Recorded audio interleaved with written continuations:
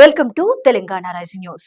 కేసీఆర్ రాసి పెట్టుకో, మీ పార్టీని మళ్లీ మొలకెత్తనియ్యా.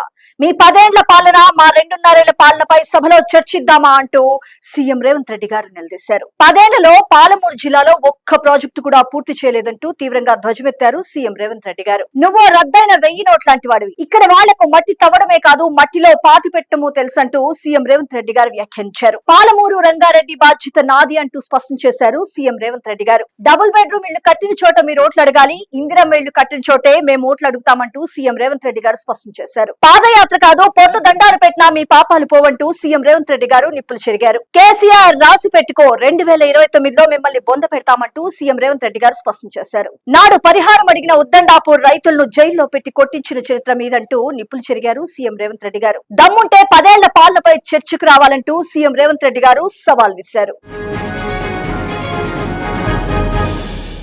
ఇక్కడ మరొక ముఖ్యమైన అంశం చూస్తున్నాం. బీఆర్ఎస్ హయాంలో కమిషన్ల పేరిట 1000 కోట్లు కొల్లగొట్టారని, లిఫ్ట్లు పంపుల వల్ల నాడు కేసీఆర్ ఇంట్లో కనుక వర్షం కురిసిందంటూ ముఖ్యమంత్రి శ్రీ రేవంత్ రెడ్డి గారు నిప్పులు చెరిగారు. 1 ఎకరానికి కూడా నీళ్లు ఇవ్వకుండా ఎక్కడివక్కడ వదిలేసి వెళ్లారు.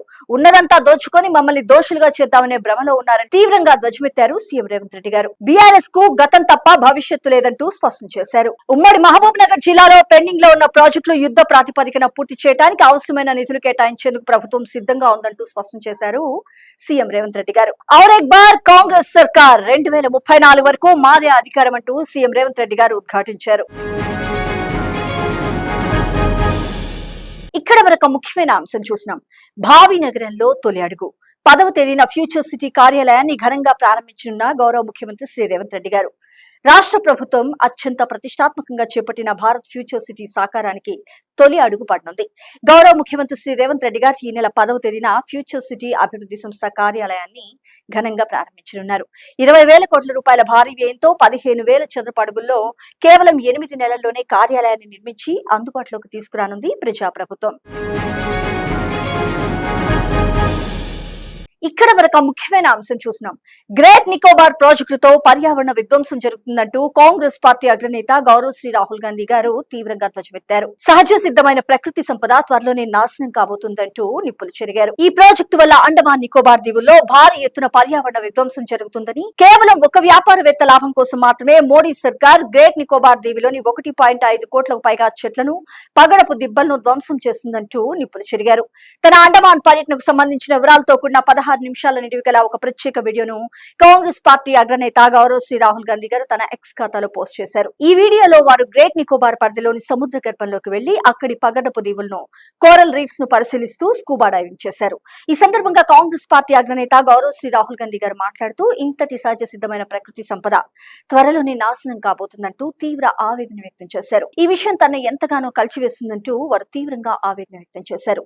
ఈ ప్రాజెక్టుకు వ్యతిరేకంగా ఆన్లైన్ లో దేశవ్యాప్తంగా సంతకాల సేకరణ ఉద్యమానికి పిలుపునిచ్చారు కాంగ్రెస్ పార్టీ అగ్రనేత గౌరవ్ శ్రీ రాహుల్ గాంధీ గారు. ఇంతటి అద్భుతమైన ప్రకృతిని రాబోయే రోజుల్లో ధ్వంసం చేయబోతున్నారనే విషయం నన్ను ఎంతగానో కలిచివేస్తుంది, ఆందోళనకు గురి చేస్తుందంటూ బాధపడ్డారు. ఇక్కడ మరొక ముఖ్యమైన అంశం చూసినాం. మాజీ ప్రధాని రాజీవ్ గాంధీ గారి దూరదృష్టితోనే టెక్నాలజీలో దేశం ముందుకు సాగుతుందంటూ PCC chief MLC Mahesh Kumar Goud గారు పేర్కొన్నారు. భారతదేశ ఆధునికీకరణకు ప్రాణం పోసిన మహానేత గౌరవ్ శ్రీ రాజీవ్ గాంధీ గారని ఈ సందర్భంగా PCC chief MLC Mahesh Kumar Goud గారు కొనియాడారు. రాజీవ్ గాంధీ గారు తన దూరదృష్టితో 21వ శతాబ్దంలోనే శాస్త్ర సాంకేతిక రంగాల్లో దేశం ముందుకు దూసుకుపోయేలా చేశారంటూ పేర్కొన్నారు. కరీంనగర్ లోని రాజీవ్ చౌక్ లో సుడా చైర్మన్ కోమటిరెడ్డి నరేందర్ రెడ్డి ఆధ్వర్యంలో ఏర్పాటు చేసిన మాజీ ప్రధాని రాజీవ్ గాంధీ గారి కాంస్య విగ్రహానికి మంత్రులు పొన్నం ప్రభాకర్ గౌడ్ గారు, అడ్లూరి లక్ష్మణ్ కుమార్ గారు, ఎమ్మెల్యేలు మేడిపల్లి సత్యం గారు, కవంపల్లి సత్యనారాయణ గారితో కలిసి PCC chief MLC Mahesh Kumar Goud గారు ఆవిష్కరించారు. ఈ సందర్భంగా వారు మాట్లాడుతూ, ఈ దేశ నిర్మాణంలో యువత భాగస్వామ్యం కావాలని 18 ఏళ్లకే ఓటు హక్కు కల్పించిన ఘనత మహానేత గౌరవ్ శ్రీ రాజీవ్ గాంధీ గారిదని గుర్తు చేశారు. కంప్యూటర్, టెలికాం రంగాలన్నీ వారి చలవేనంటూ స్పష్టం చేశారు. రంగారెడ్డి జిల్లా కోహెడలో ఔటర్ రింగ్ రోడ్ ఆనుకుని 239 ఎకరాల సువిశాల విస్తీర్ణంలో 2284.32 కోట్లతో నిర్మించనున్న అంతర్జాతీయ సమీకృత పండ్ల మార్కెట్ నిర్మాణానికి గౌరవ ముఖ్యమంత్రి శ్రీ రేవంత్ రెడ్డి గారు ఈ రోజు సాయంత్రం శంకుస్థాపన చేయనున్నారు. అలాగే 4 ఎకరాల్లో నిర్మించనున్న సమీకృత సబ్ రిజిస్ట్రార్ కార్యాలయ భవనానికి కూడా వారు భూమి పూజ చేయనున్నారు.